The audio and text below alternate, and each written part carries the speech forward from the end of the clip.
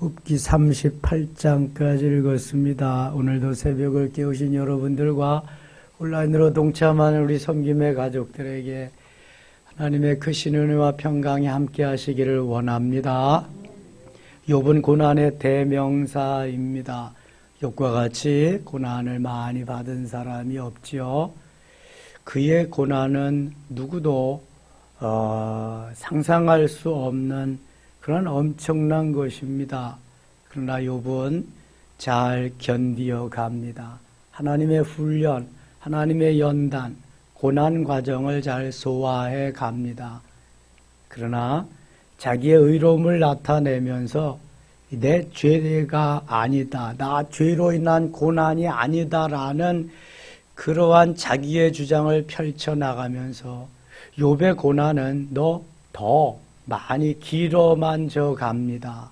우리는 빨리 어떠한 일이 벌어졌을 때에 그렇구나, 이거 내가 잘못했구나, 하나님 앞에 빨리 엎드리는 게 중요합니다. 이걸 잘하는 사람이 다윗입니다.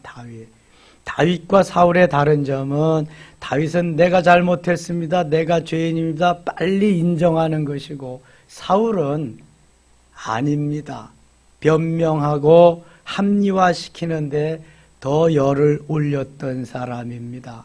그래서 다윗은 하나님이 너무 기뻐하시고 사울은 버림받고 맙니다. 욥은 끝까지 의로움을 주장했지만 하나님이 욥을 너무 사랑하셔서 파트너들을 붙여주실 때 엘리바스, 빌닷, 소발은 욥이 한 번도 지지 않습니다.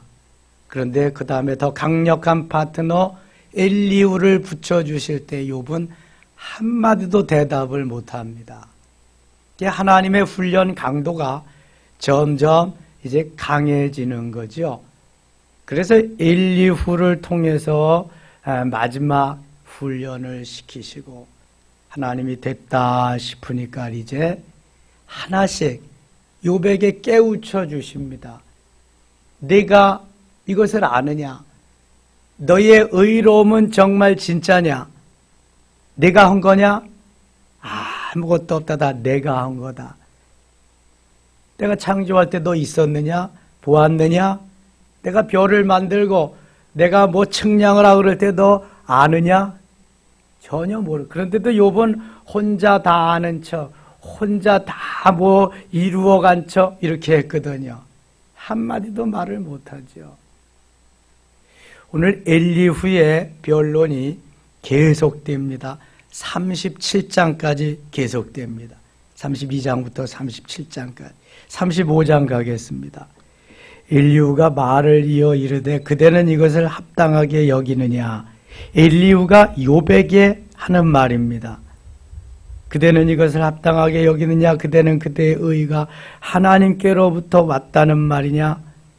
그대는 그것이 내게 무슨 소용이 있으며 범죄하지 않는 것이 내게 무슨 유익이 있겠느냐고 묻지만은 내가 그대와 및 그대와 함께 있는 그대의 친구들에게 대답하리라. 그들은 하늘을 우러러보라.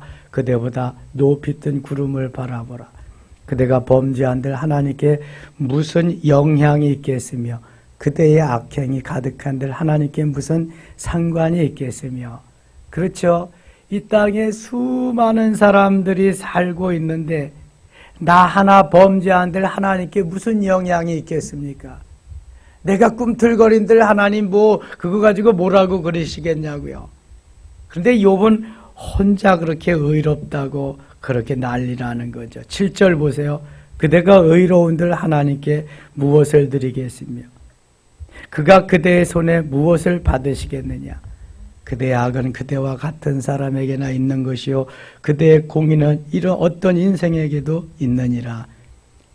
욥에게 있는 건 다른 사람에게도 다 있다고 하는, 보편적이라는 거죠.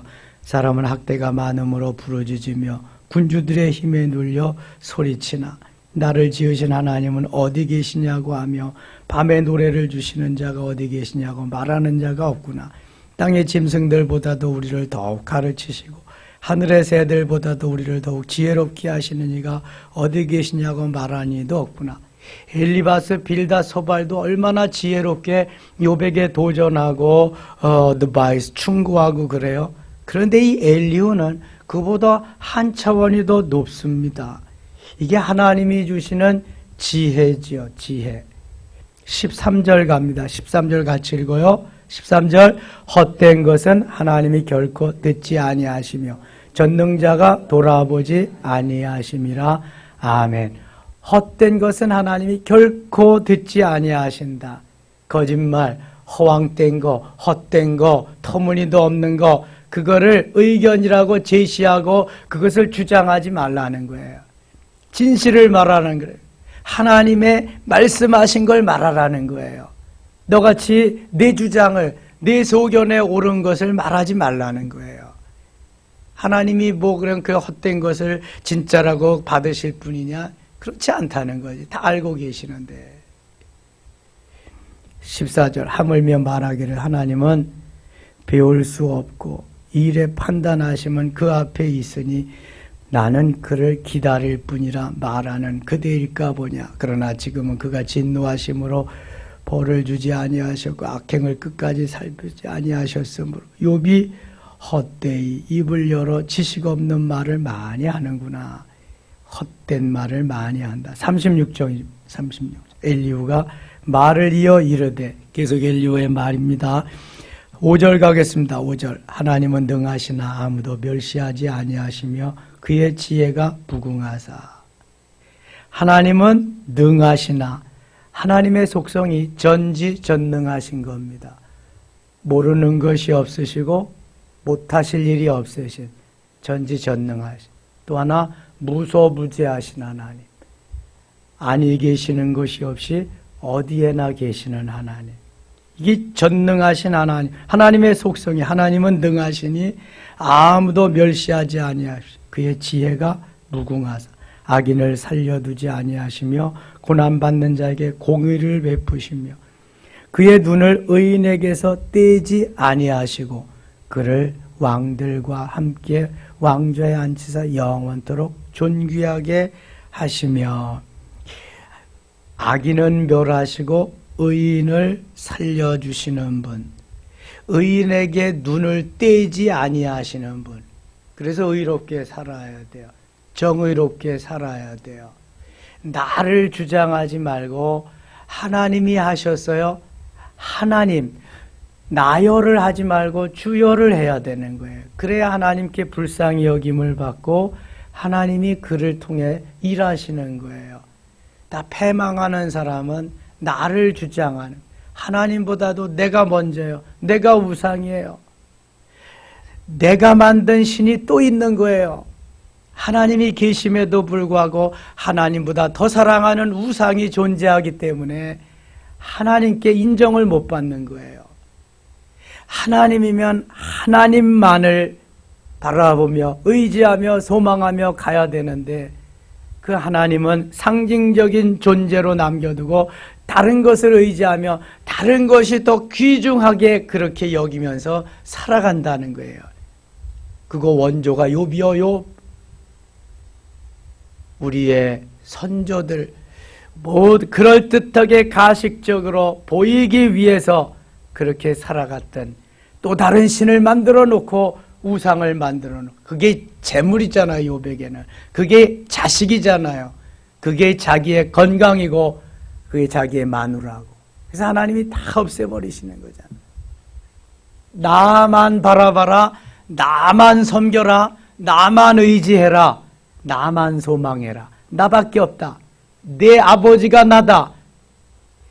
내가 너의 주인이다. 내가 너의 왕이다. 이걸 계속해서 가르쳐 주시는 거예요. 그런데 우리는 아니에요. 하나님 말고도요, 내가 좋아하고 의지하고 소망하고 바라보는 게 너무 많아요. 하나님께 그렇게 말하지 않지만 내 삶이 그런 거예요. 그래서 하나님보다 더 추구하는 게 더 많은 거죠. 예수 믿었으니까 내가 구원은 받았겠다. 그 다음에 이루려고 하는 게 또 내가 만든 하나의 신이란 말이죠. 하나님 의지하고 하나님 어떻게 하면 좋겠어요? 이거 이대로 가도 좋겠습니까? 이걸 해도 되겠습니까? 하나님. 하지 말라면 하지 말아야죠. 내 소견에 옳은 대로 밀어붙인다고 그게 하나님 기뻐하는 건가요? 아니란 말이지. 내가 밀어붙여서 출세했다고 생각해 보세요. 그게 하나님과 무슨 상관이 있어요? 내가 출세해서 떼부자가 됐다고 해보세요. 무슨 상관이 있는데요? 여러분들이 지구를 사서 하나님께 드려보세요. 눈 하나 깜짝하시나 하나님이. 온 우주가 하나님의 거라니까요. 그럼 착각 속에 살면 안 돼요. 모두가 하나님께 속하고 모두가 하나님 거라니까. 여러분이 내 좋은데 소견에 옳은 대로 한 달에 11조를 1억씩 한다 그래 보세요. 하나님 눈 하나 깜짝하지 않아요. 그냥 의롭게 정의롭게 내가 몇천 원을 11조를 해도 하나님 그걸 기뻐하신단 말이죠. 어떤 게 하나님이 기뻐하시는가 그 길을 가야 되지. 그 길을 가르쳐 주는 거예요. 하나님은 진리가 정의가 공의가 승리함을 계속 말씀하는 거예요. 욥이 지금 왜 고난을 당해요? 그런 척만 하잖아요. 하나님보다도 더 사랑하는 게 너무 많은데도. 그런데도 인정을 안 하잖아요. 엘리바스 빌닷소발에도 계속해서 한마디도 지지 않고 모두 이겨먹고, 근데 엘리후에는 꼼짝을 못하고 한마디도 못하는 걸 보세요. 정곡을 막 찌르니까. 15절 가겠습니다. 15절. 하나님은 곤고한 자를 그 곤고에서 구원하시며 학대당할 즈음에 그의 귀를 여시나니. 학대당할 즈음에 귀를 열어주신다. 듣게 하시. 그러므로 하나님이 그대를 환난에서 이끌어내사 좁지 않고 넉넉한 곳으로 옮기려 하셨은즉 물을 그대의 상에는 기름진 것이 놓이리라. 이제는 악인의 법을 받을 벌이 그대에게 가득하여 심판과 정의가 그대를 잡았나니 그대는 분노하지 않도록 조심하며 많은 뇌물이 그대를 그릇된 길로 가게 할까 조심하라. 그대의 부르짖음이나 그대의 능력이 어찌 능히 그대가 곤고한 가운데에서 그대를 유익하게 하겠느냐. 그대는 밤을 사모하지 말라. 인생들이 밤에 그늘이 있는 곳에서 끌려가리라. 삼가 악으로 치우치지 말라. 그대가 환난보다 이것을 택하였느니라. 하나님은 그의 권능으로 높이 계시라. 누가 그같이 교훈을 베풀겠느냐. 누가 그를 위하여 그의 길을 정하였느냐. 누가 말하기를 주께서 불의를 행하였나이다 할 수 있으랴. 하나님이 모든 것을 다 정하시고 행하시고 하나님이 그렇게 이끌어 가신다는 거예요. 하나님이 하심을 계속해서 강조하고 있습니다. 24절 보세요. 그대는 하나님께서 하신 일을 기억하고 높이라. 잊지 말지니라. 인생이 그의 일을 찬송하였느니라. 하나님이 모든 것을 했으니까 그 하나님을 높이고 그 하나님을 찬송해야지. 자꾸 나를 드러내고 내가 의롭다고 그러지 말라는 거예요. 내가 했다고 하지 말라는 거죠. 그의 일을 모든 사람이 우러러보나니 먼 데서도 보느니라. 26절. 하나님은 높으시니 우리가 그를 알 수 없고 그의 횟수를 헤아릴 수 없느니라. 너무나 우리와 차원이 다른 분임을 말씀. 하나님은 창조주시고 우리는 피조물이기 때문에 그렇습니다. 하나님과 동급이 아니거든요. 그래서 27절 이렇게 설명합니다. 그가 빗방울을 가늘게 하시며 빗방울이 증발하여 안개가 되게 하시도다. 빗방울을 물방울을 가늘게 하신다. 이게 가랑비가 내리는 거죠. 이슬비가 내리는 거죠. 빗방울이 증발하여 내린 그러한 물이 다시 증발하여 안개가 되게 하신다. 이거 다 하나님이 하시는 거라는 거예요. 사람이 누가 할 수 있느냐? 아무도 못한다는 거예요. 그것이 구름에서 때려 많은 사람에게 쏟아지느니라. 그게 수증기가 올라가서 구름에 이렇게 모여 있다가 그것이 이제 다시 내리는 것이 비잖아요. 이게 다 하나님이 하시는 거죠. 하나님. 지금 봄 가뭄이 너무 심해가지고 저수지 같은 것이 물이 40%밖에 채워지지 않았다고 합니다. 비가 와야 돼요. 하나님이 비를 내려주시지 않으면은 초목이 살 수가 없어요. 3년만 이 땅에 비가 내리지 않으면 사막화됩니다. 황폐해져요. 농사를 지을 수가 없습니다. 하나님이 비를 내려주셔야 돼. 하나님이 하셔야 된다는 거예요. 욥에게 너 이런 거 알고 있느냐 말하는 거예요. 32절 갑니다. 그가 번갯불을 손바닥 안에 넣으시고 그가 번갯불을 명령하사 관역을 치시도다. 번개가 번쩍하면서 반드시 그거와 동반되는 우레소리가 있어요. 천둥소리. 우르릉 꽝꽝 하면서 하나님이 어떤 것을 타격해야 되겠다 그러면은 거기에 번개가 치면서 우레소리가 천둥소리가 난다는 거예요. 이게 다 하나님이 하신다는 거예요. 야, 어느 나무가 하나 부러졌겠구나. 예? 어느 건물이 뭘 맞았겠구나. 이거 우리가 소리를 들으면서 이렇게 하잖아요. 천둥 번개 칠 때 비가 올 때 쇠로 된 우산을 쓰고 다니면은 위험합니다. 그래서 쇠로 된 거 거의 없죠. 플라스틱으로 이렇게 옛날엔 쇠로 된 게 있었어요. 비가 올 때에 농부들이 물꼬를 가서 많이 트는데 물꼬 트면서 막으면서 이렇게 삽을 이렇게 어깨에다 메고 다니는 사람들이 있거든요. 저도 아버지 따라서 그렇게 해본 적이 있어. 그럼 편하거든요. 메고 가면. 그런데 되게 위험합니다. 바로 거기에 전기가 쇠를 통하기 때문에 이게 물꼬 보러 갔다가 벼락 맞아 죽는 사람도 있고 그렇습니다. 이게 다 하나님이 이렇게 해서 만들어지는 것들 아니에요. 38절 그의 우레가 다가오는 풍우를 알려주니 가축들도 그 다가옴을 아느니라. 다 가축들도 안다는 거예요. 소는요 도살장으로 끌려가면 눈물을 뚝뚝 떨어요. 죽으러 가는 걸 다 아는 거예요. 소는. 개를 길러보셨지요? 애완견 말고 반려견 말고 개를 잡으려고 가면은 다 도망을 갑니다. 이놈이. 예. 자기 죽는 걸 다 알고. 예. 얼마나 동물들도 얼마나 다 이거 모든 걸 다 하나님이 다 말씀하시잖아요. 37장 갑니다. 이로 말미암아 내 마음이 떨며 그 자리에서 흔들렸도다. 하나님의 음성 그의 입에서 나오는 소리를 똑똑히 들으라. 너는 하나님의 음성을 좀 똑똑히 들어봐라. 그 소리를 천하에 펼치시며 번갯불을 땅끝까지 이렇게 하시고 그 위에 음성을 발하시며 그의 위엄찬 소리로 천둥을 치시며 그 음성이 들릴 때 번개를 멈추게 아니하시느니라. 5절 같이 읽을게요. 5절입니다. 하나님은 놀라운 음성을 내시며 우리가 헤아릴 수 없는 큰 일을 행하시느니라. 아멘. 우리가 행할 수 없는 놀라운 일들을 하나님이 행하신다는 눈을 명하여 땅에 내리라 하시며 적은 비와 큰 비도 내리게 명하시느니라. 그가 모든 사람의 손에 표를 주시어 모든 사람이 그가 지으신 것을 알게 하려 하심이라. 그러나 짐승들은 땅속에 들어가서 처소에 머무느니라. 폭풍우는 그 밀실에서 나오고 추위는 북풍을 타고 오느니라. 하나님의 입김이 얼음을 얼게 하며 물의 너비를 줄어들게 하느니라. 또한 그는 구름에 습기를 실으시고 그의 번개로 구름을 흩어지게 하시느니라. 12절 같이 읽을게요. 그는 감싸고 도심 그들의 할 일을 조롱하시는 그는 땅과 육지 표면에 있는 모든 자들에게 명령하시느니라.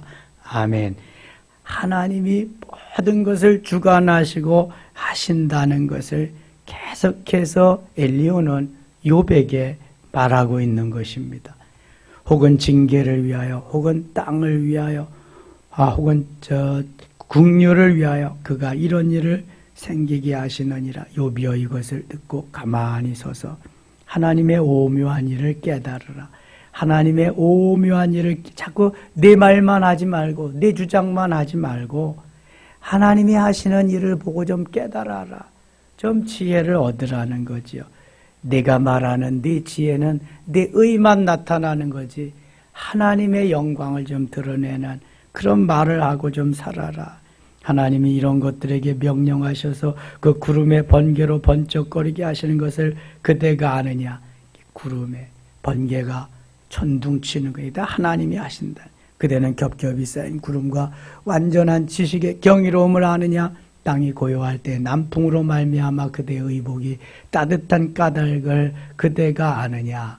그러니까 추워질 때 다시 따뜻하게 하는 것도 다 하나님이 하시는 건데 아느냐. 요즘 왜 이렇게 더워요? 5월달인데도 그냥 한여름같이 덥잖아요. 인도는 무려 체감온도가 섭씨 50도가 된대요. 그러니까 그냥 5월인데도 살아갈 수가 없어가지고 냉방이 에어컨을 틀면 에어컨에서도 왜 뜨뜻한 바람이 나오고 막 전력이 그냥 모자라가지고 난리를 치고 숨도 제대로 쉴 수 없이 그러게 돼. 이게 지금 이상기온이 그냥 지구 곳곳에서 막 일어나는 토네이도도 나오고 여기저기서 또 그냥 불은 계속. 울진은 왜 그렇게 불이 자주 난대요? 불 난 지 얼마 안 됐는데 또 불 나가지고 지금 울진 막 타가고 그러잖아요. 울진에. 하나님께서 이 모든 것을 이렇게 주장해 가시고 감당해 가시고 그러는데 욥은 너무 그것을 몰라서 엘리후에게 계속해서 깨우침을 받습니다. 다루심을 받게 되죠. 22절 갑니다. 22절. 북쪽에서는 황금 같은 빛이 나오고 하나님께는 두려운 위협이 있느니라. 전능자를 우리가 찾을 수 없나니 그는 권능이 지극히 크사 정의나 무한한 공의를 굽히지 아니하심이라. 그러므로 사람들은 그를 경외하고 그는 스스로 지혜롭다 하는 모든 자를 무시하느니라. 자, 이제 38절 가는데요. 엘리후의 변론이 끝나는데 욥이 한마디도 대답을 못합니다. 이제는 하나님께서 이쯤이면은 됐구나 생각하고 욥에게 하나님이 마무리로 하나씩 깨우쳐 주십니다. 하나님 얼마나 좋으신 분인지 몰라요. 무조건 내가 잘못했다. 낸 죄는 죄인인데도 왜 의인 노릇을 하냐. 그러지 않으십니다. 자, 보세요. 38장 1절. 그때 여호와께서 폭풍우 가운데서 욥에게 말씀하여 이르시되. 폭풍 가운데 하나님이 나타나셨어요. 무지한 말로 생각을 어둡게 하는 자가 누구냐. 알지도 못하면서 무지한 말로 욥이 지금 생각을 어둡게 하고 있다는 거예요. 너는 대장부처럼 허리를 묶고 내가 네게 묻는 것을 대답할지니라. 너 아주 대답해봐라. 똑똑한 척 혼자 다 했는데 한번. 4절. 내가 땅에 기초를 놓을 때에 내가 어디 있었느냐. 땅에 기초를 놓았다. 하나님이 천지창조를 말씀하시는 거예요 지금. 그것을 땅에 기초를 놓을 때에 말씀합니다. 모든 건물은 기초가 있어야 세워지기 때문에 내가 어디 있었느냐. 내가 깨달아 알았거든 말할지니라. 누가 그것의 도량법을 정하였느냐. 누가 그 줄을 그것의 위에 띄웠는지 내가 아느냐. 그러니까 지구를 만들 때 땅을 만들 때 너 거기 나와서 봤느냐 아느냐 물어보는 거예요. 그것의 주초는 무엇에 세웠으며 그 모퉁이 돌을 누가 놓았느냐.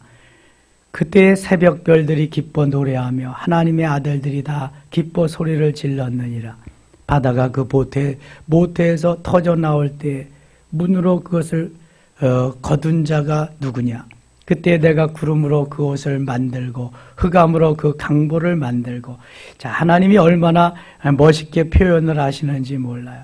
구름으로 옷을 만들고 흑암으로 강보를 만들고 마치 아기가 태어났을 때 강보로 이렇게 싸는 것 같이 한계를 정하여 문빗장을 지르고 이르기를 내가 여기까지 오고 더 넘어지지 못하리니 내 높은 파도가 여기서 그칠지니라 하였노라.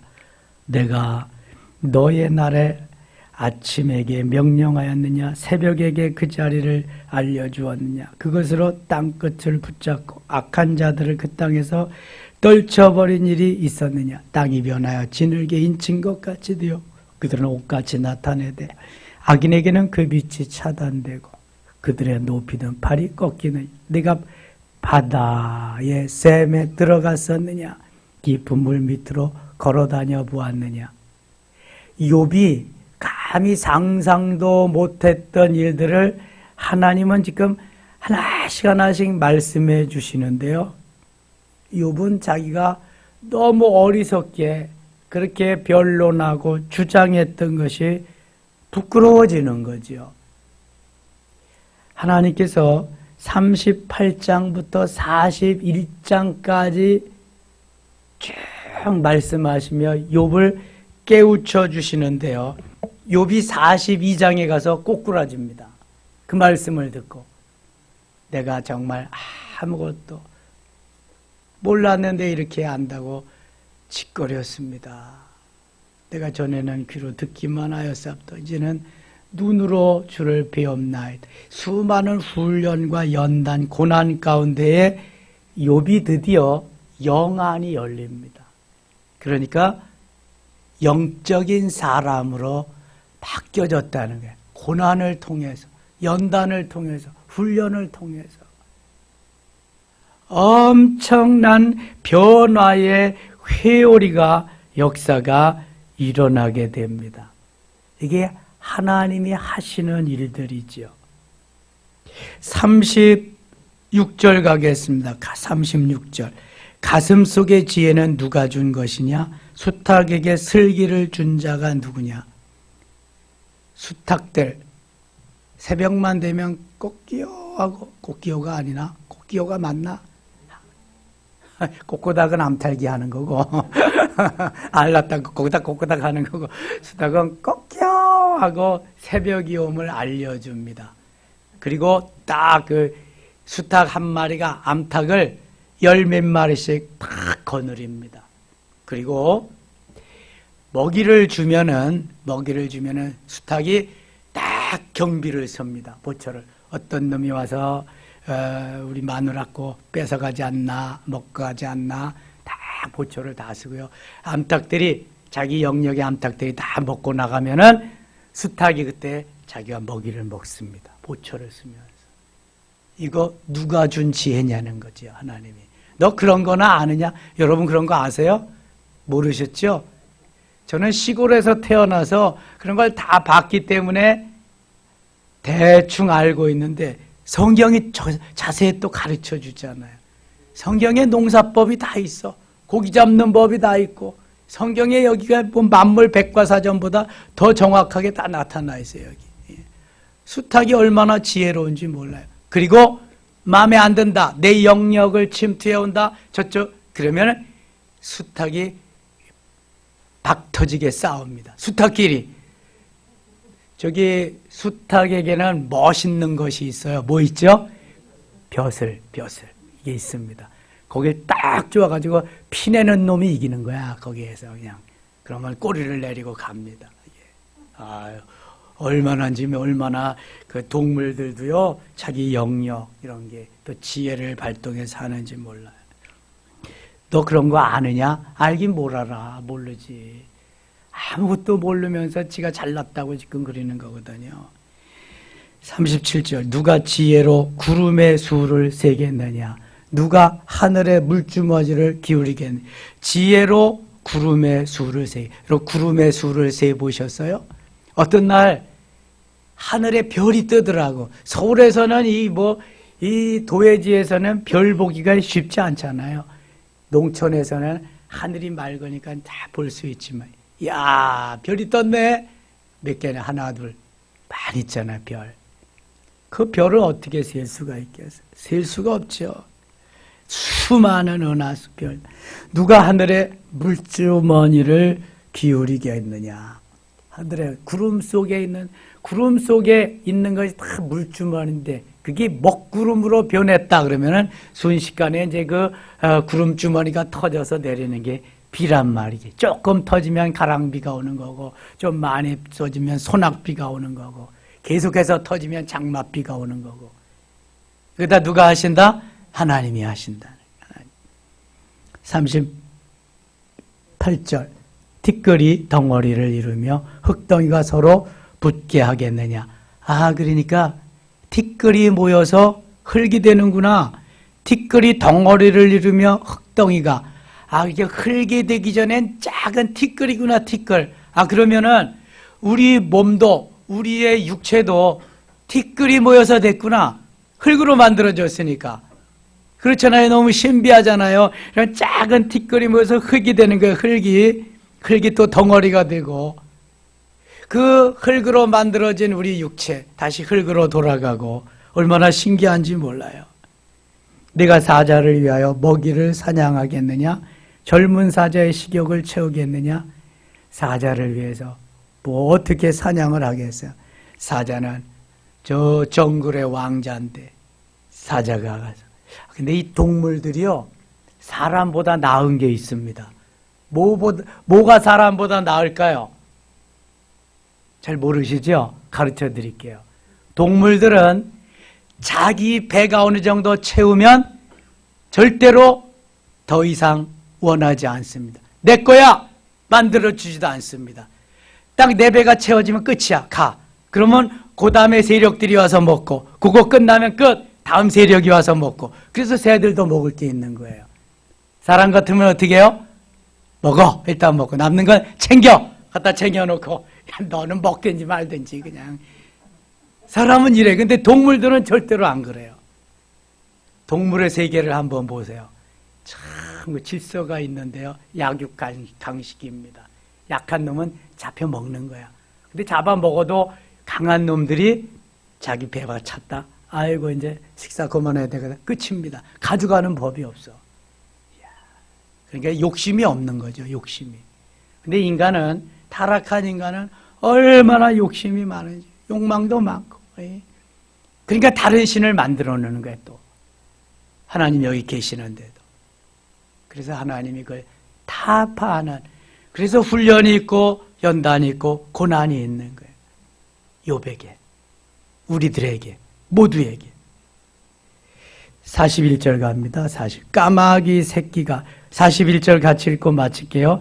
까마귀 새끼가 하나님을 향하여 부르짖으며 먹을 것이 없어서 허우적거릴 때 그것을 위하여 먹이를 마련하는 이가 누구냐.